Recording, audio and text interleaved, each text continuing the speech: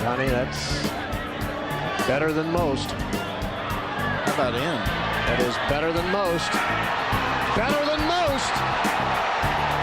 most! You're listening to the Bump and Run Golf Podcast on WHIP Radio with Dalton Ballphaser. Oh, wow! In your life have you seen anything like that?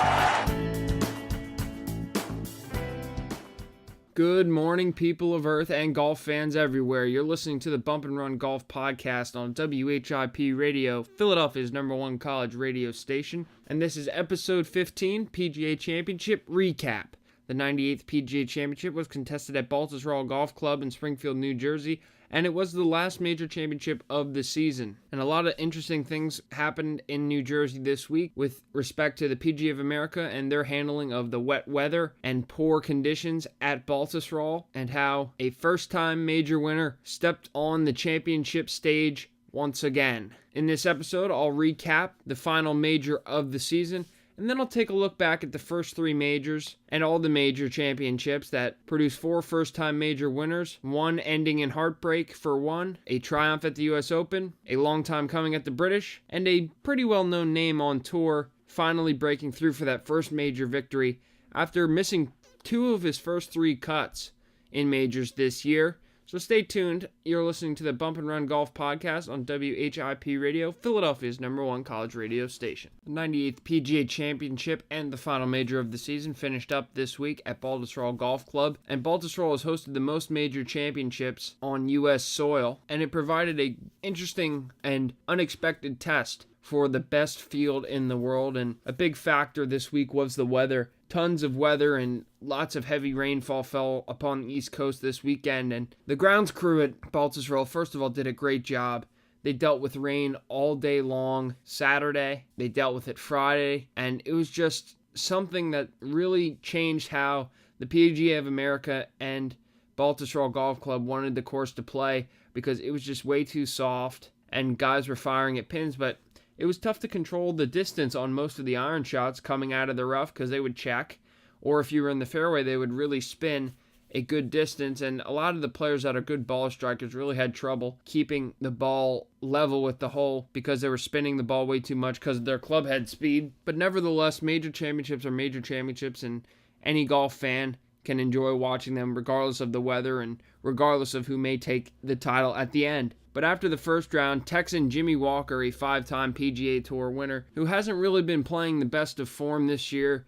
He's missed 2 of the 3 cuts in the major championships. He made the cut at the Masters, but missed the cut at the U.S. Open and the PGA Championship. He opened up with a 65 and held the lead on his own after the first round, and he backed it up with a 66 in the second round and headed into the weekend with a share of the lead with fellow Southerner Robert Streb, who tied the major championship record with a 63 on Friday, vaulting him into a tie for the lead at 9 under par. And coming into the weekend, both Streb and Walker were looking for their first major championship. And what a better year to do it than this, where the first 3 major champions were first-time major winners. So the opportunity was right, especially since the big names haven't really been prevalent that much this year in major championships. But on Saturday, Walker put together a nice third round of 68 to get himself to 11 under par and give himself a one-shot lead over the likes of Jason Day, who was the defending PGA champion after winning last year in record fashion at 20 under par at Whistling Straits in Wisconsin. Coming into the final round, lots of golf had to be played on Sunday,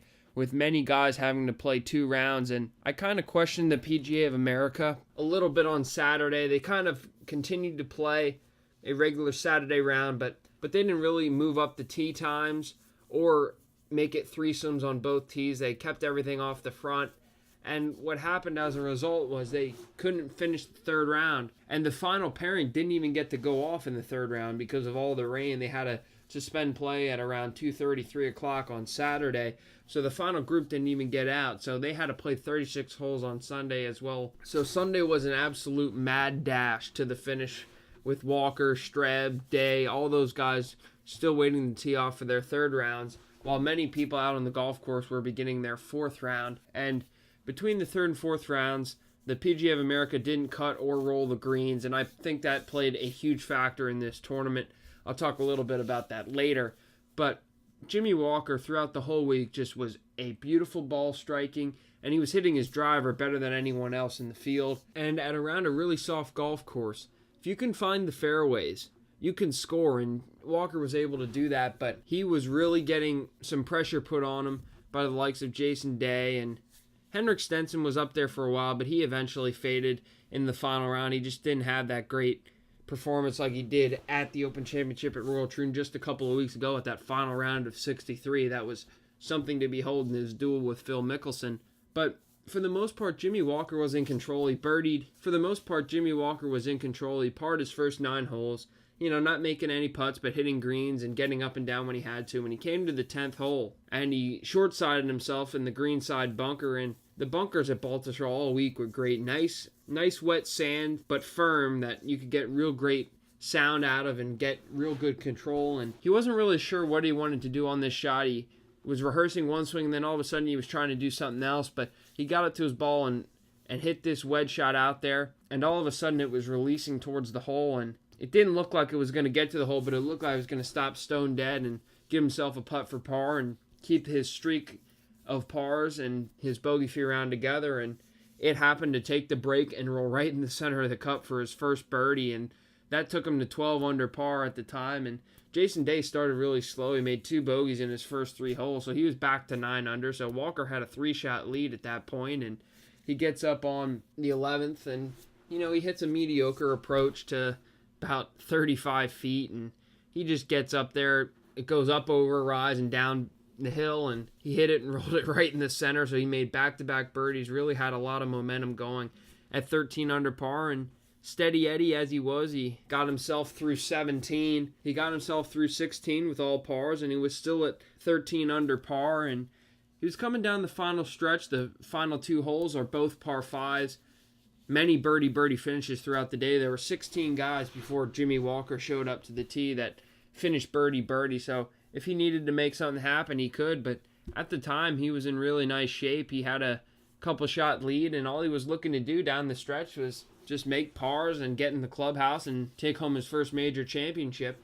And after hitting a really nice wedge shot from about 68 yards to about 10 feet left of the hole, he had a nice left to right breaking putt to get to 14 under par and take a 3-shot lead over Jason Day, who was playing the 18th, and he got it to the putt. And honestly, from the great camera view by CBS Sports that was right behind the ball and you could see it tracking, I didn't think it had enough speed, and the break took it to the right edge of the hole, and it had the perfect speed, and it just rolled right in that right edge, and a fist pump came right afterwards, and Walker basically knew that the tournament was almost his. And golf is an interesting game. You may think that it's all yours, but then all of a sudden something miraculous happens and makes you think about just getting into the clubhouse and finishing. Major champions never go down without a fight, and that was the same thing for Jason Day, who came to the 18th.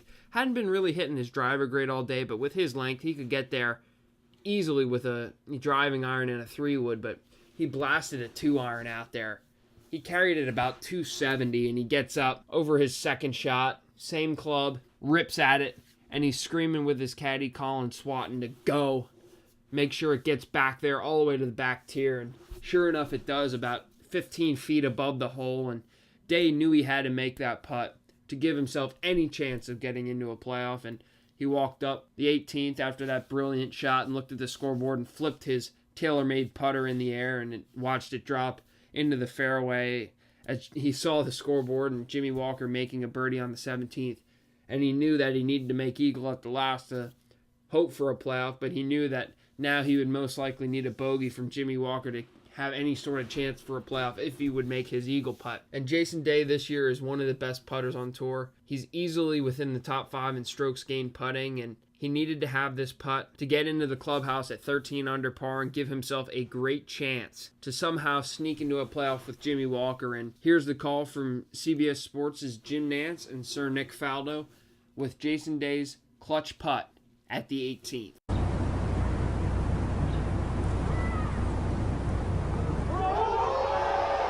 And an eagle it is.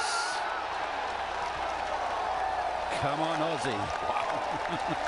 And Day rammed it right on the right edge, got it to sneak in for an eagle, and he fist pumped and said, "Let's go," and got himself in the clubhouse at 13 under par, hoping Jimmy Walker would have some sort of meltdown on that easiest hole on the golf course all week, playing at about 4.5 strokes for the field. And Walker hit a nice iron right down the middle of the fairway like he should have. There's a lot of water on the left side, a nice big river, and he wanted to avoid that because that could have really been disastrous for him, because then he had to press and he had to get the ball on the green after he took his drop. After he heard Jason Day made the eagle putt, he first had his driver out, hit driver off the deck. They were playing preferred lies for the first time in major championship history in that 4th round, and then he had an iron out, and then he got his wood out, and I was really wondering what he was doing, because all he needs is a par. 95% of the time, the tour players will lay it up, hit the wedge on the green, and 2-putt for a 5. That's all he had to do, but he got the 3-wood out, trying to hit a nice draw in there, and he just pushed it all the way out to the right, and it sat down in the rough, and it was a little bit of a tricky shot. He was short-sighted. He had a deep bunker in front of him, so he needed to make sure he got it on the green to give himself a nice chance to just 2-putt and get out of there with the championship. And after taking quite a bit of practice swings just to rehearse his swing and make sure he's getting the proper angles and contact, Jimmy Walker put it to about 35 feet on the green, just needing a 2-putt to win. His playing partner, Robert Streb, was already in. He needed a putt on the last to get into the Masters next year, but he missed that. He just was really struggling with the putter, and it was his first time in contention like that to win a major championship. He was playing in the final group, which they didn't repair the pairings from the 3rd round, so no matter what you shot, you were going to play at the same time or in the same time as you were in the 3rd round, regardless of your score. So Walker and Streb were that final group, and Day and Emiliano Grillo were the second last group. And Walker hit his first putt about 3.5, 4 foot by, a little farther by than you would want as a touring professional looking for your first major. But then he came up with a putt to win his first major championship and secure a full major championship season of first-time major winners.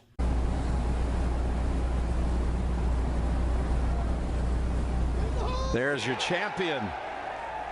A major champion for the first time, Jimmy Walker.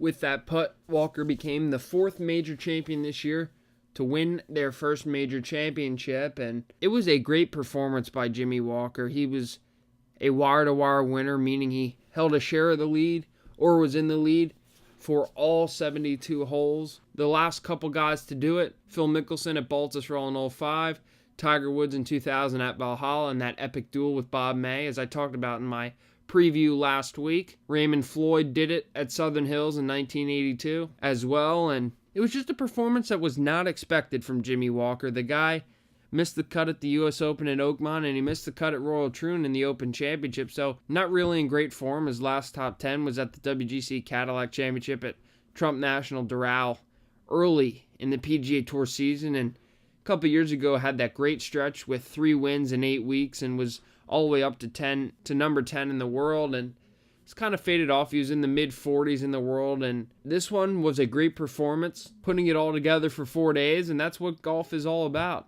You may not have it all year, and then all of a sudden you find some form, and you put it together for a tournament, and all of a sudden you become a major champion. And major championships define careers, and this is a great start for Jimmy Walker, and I think once he gets home back to Texas after this major championship win, I think he's going to go back and really celebrate with his family. And he also is a photographer. He takes photos of space and such through his telescope. He's really talented. Those are some really cool pictures that he takes. It was just one of those days that seemed to go on and on and on because he had to play 36 holes, but his composure was extremely good throughout the whole day. Cool and calm and collected.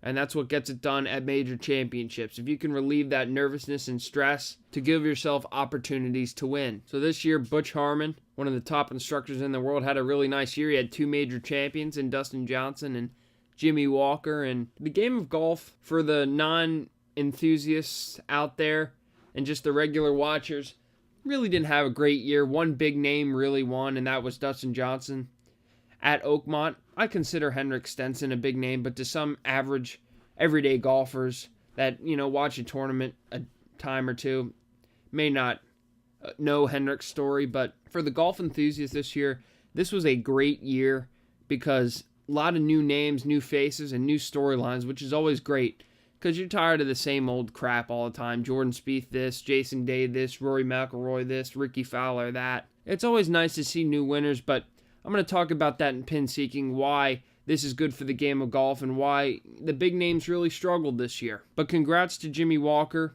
on finishing up a great PGA Championship and a great major championship season. Next up, pin seeking.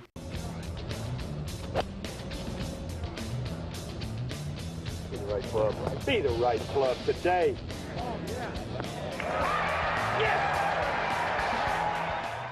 Over these past 4 major championships, the best thing that I saw was the 2 breakthroughs in major championships at the U.S. Open and the British Open, being Dustin Johnson winning the U.S. Open at Oakmont and Henrik Stenson winning the Open Championship at Royal Troon. And both of these guys have had their ups and downs throughout their careers, and both really deserve to win their first major championships. First, Dustin Johnson, many major championship heartbreaks. 2010 U.S. Open at Pebble Beach. He had a couple shot lead going into the final round, shot 82 and lost that to eventual winner Graham McDowell, a first-time major champion. 2011 British Open at Royal St. George's. Had a lead coming down the stretch, hit an iron out of bounds, lost his chance to win that. Going back to 2010 PGA at Whistling Straits. Had a one-shot lead going into the final hole, grounded his club in an apparent bunker. 2-shot penalty, loses by a shot to eventual winner in a playoff, Martin Keimer. 2015 at Chambers Bay, hits a great drive and a great 5-iron, has an eagle putt to win the U.S. Open, blows it 4 feet by, misses the birdie putt, loses to eventual champion Jordan Spieth. And then he had that whole thing with cocaine problems and drug issues when he was suspended for 6 months by the PGA Tour. And after all that heartbreak, you got to feel like, man, nothing's ever going to work out for me, especially all these rules violations that just happened to come at those times. And this was no different this year at Oakmont. It was a sketchy decision made by the USGA, and that whole idea of that penalty with his ball moving.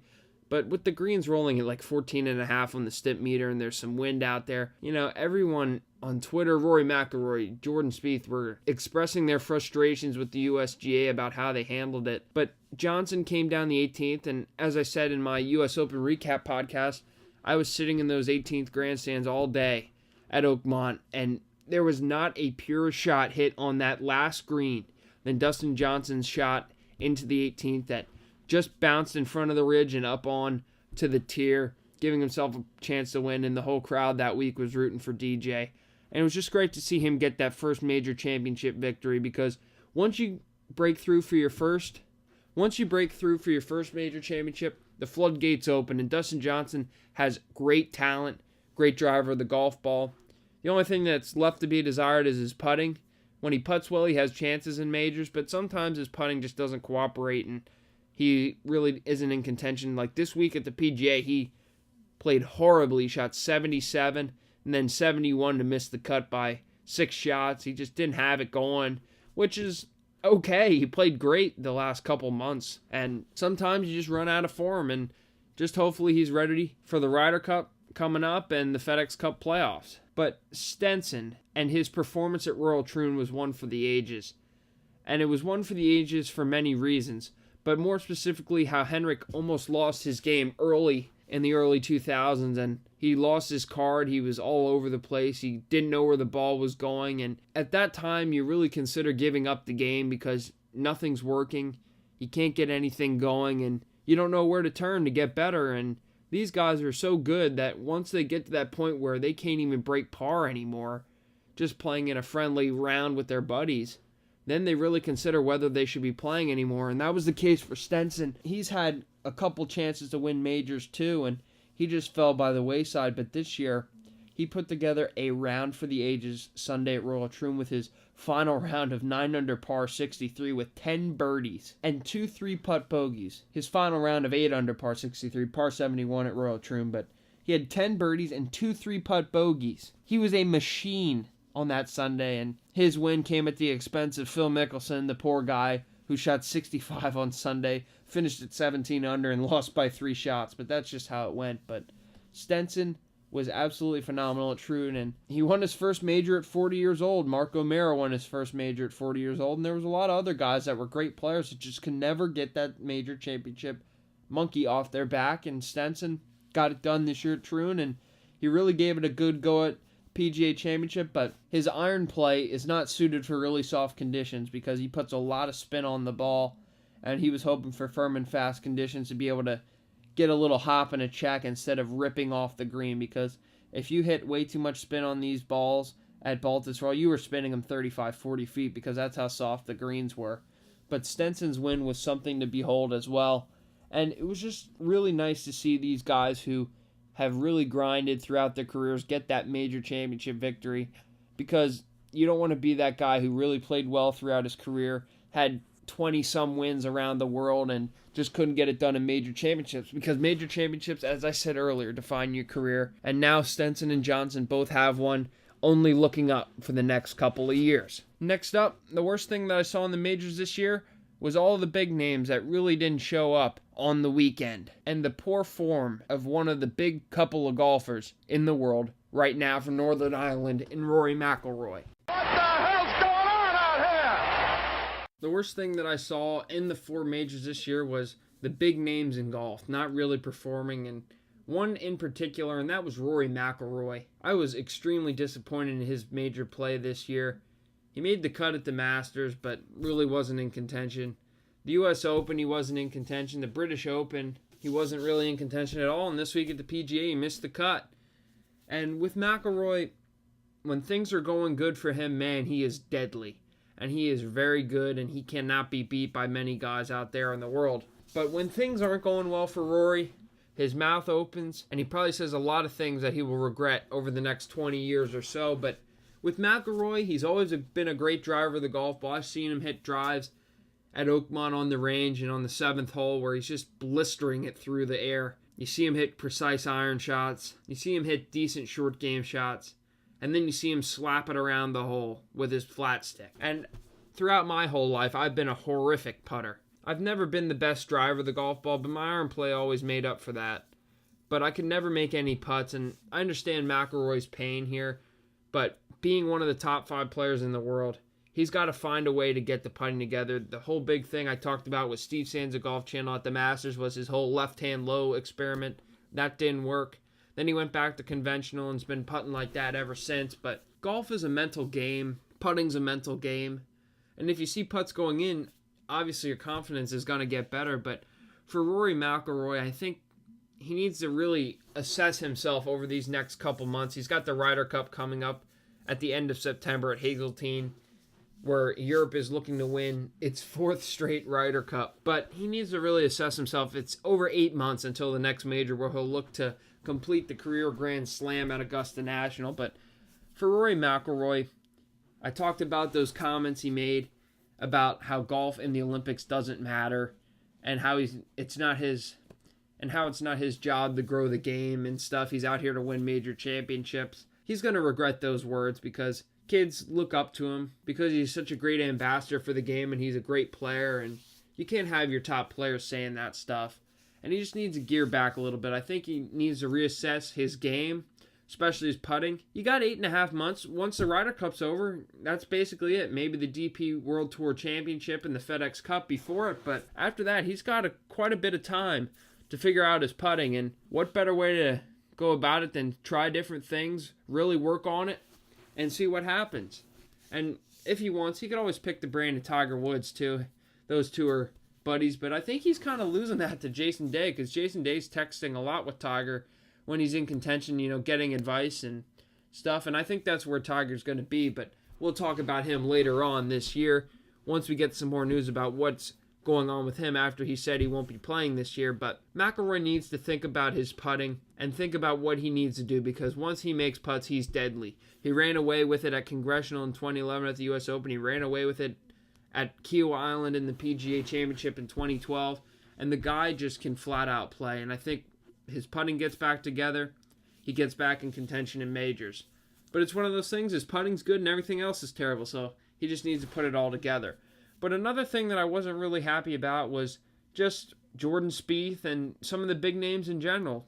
Jordan Spieth did have a great performance for 63 holes at the Masters, and then he collapsed, giving it to Danny Willett, who shot 5 under par in the final round. But I just don't know what happened with Spieth this year. Driver was erratic, didn't really know where it was going, but he was one of 16 guys to make all 4 cuts in the majors. The best score with respect to par in all 4 majors, Jason Day at 9 under, Spieth was at +3, and then number 3 on this list is really tough to believe, and that's Emiliano Grillo of Argentina. He had a really nice finish at the PGA. He made the cut at the Masters, the US Open, the British Open, and the PGA. Kevin Na was on that list. Rafa Cabrera Bello was on that list. Kevin Kisner was on that list, among many other golfers that made all the cuts in all 4 majors. But Spieth, it was a down year for him. What can we say? He won at Colonial, and he won the Hyundai Tournament of Champions. It wasn't a great year in major championships for him, and we'll consider that like a sophomore slump. He won 2 majors last year, so his expectations this year were way out of control, and he just couldn't meet up with them. But he still played decent. The flat stick really let him down this year, which he's always been at the top in putting, and we saw it in this final round at the PGA Championship. He had great looks on 17 and 18 just to get, 2 more birdies on the card and get in the clubhouse at 8 under par, but he just couldn't do it. And I think he's just been worn out. This has been a long year for him. With all the Olympics and all the majors being condensed and all the tournaments he's playing in, all the commitments he has outside of the ropes. So we'll see what happens in the Ryder Cup, and we'll see what happens when the year flips over into 2017. But as I've said many times on this podcast, the game of golf is in a great place right now with those big names and all these, guys coming up through the ranks that are not big names yet, but they're making their way. A big guy that I think is huge for the game of golf is Andrew Johnston, or otherwise known as Beef. But Johnston is just this fun-loving guy. He's endorsed by Arby's. It can't get any more American than that. I understand he's from England, but guys like that, we need more like that in golf. And the European Tour's thinking about having 6-hole stroke play events with music and shorts and, just fun like my buddies do on a Wednesday night. Playing, music and enjoying ourselves. That's what the game of golf needs. We need to kind of move away from this private, strict country club, thing. I understand you don't want people acting like crazy animals, but it's important to grow the game, and what better way to do it than by making it lighter and more fun, and also just need to get people to play a little more faster. Everyone knows their abilities, so if you're not the most talented golfer but you enjoy the game, limit your strokes to double par or whatever, because slow play kills the weekend golfer and kills people that play during the week, because they may be decent golfers, but then the people in front of them are just hacking it around and such that it really slows down the round. But I have no problem with anybody coming out to play. Just limit yourself. If you just want to come out and have a good time with your buddies and you're not the greatest golfer, just set yourself a limit. You can't make double par on any of the holes. So 6 on a par 3, 8 on a par 4, or 10 on a par 5. But if it gets to the point where you're just slapping it around, just pick it up and move on. Most of the time, that's a good thing. That keeps the pace of play moving and no one's waiting behind you. This major championship season has been a good one, and can't wait till April for the Masters at Augusta National, but that is a long way away. But we got the Olympics coming up in August, the Ryder Cup in September, the FedEx Cup playoffs between those two. So it's going to be a lot of good golf left in this calendar year before the PGA Tour gets that wraparound season going for the 2016-2017 PGA Tour season. And this is the last Bump and Run Golf podcast of the summer. I will be back with you my second week of my junior year, about the first week of September. We'll get back. We'll recap some of the tournaments that have been going on, get you ready for the FedEx Cup playoffs, and get you ready for the Ryder Cup as well. And I want to thank you all out there for listening through these first 15 episodes. It's been a great start to this podcast, and a lot of great things are left to come from this podcast, starting with episode 16 coming up in a little over a month. Once again, I'd like to thank you all out there for listening, and hope that you golf enthusiasts out there can get through the next couple weeks without major time golf until the Olympics. We'll see how that goes. And then we'll talk a little bit about the Ryder Cup and the FedEx Cup playoffs just coming up in a couple of weeks. You can all follow me on Twitter at Dalton Balthaser for the latest in the golf industry. And once again, I'd like to thank all my golf enthusiast friends out there. And until next time, for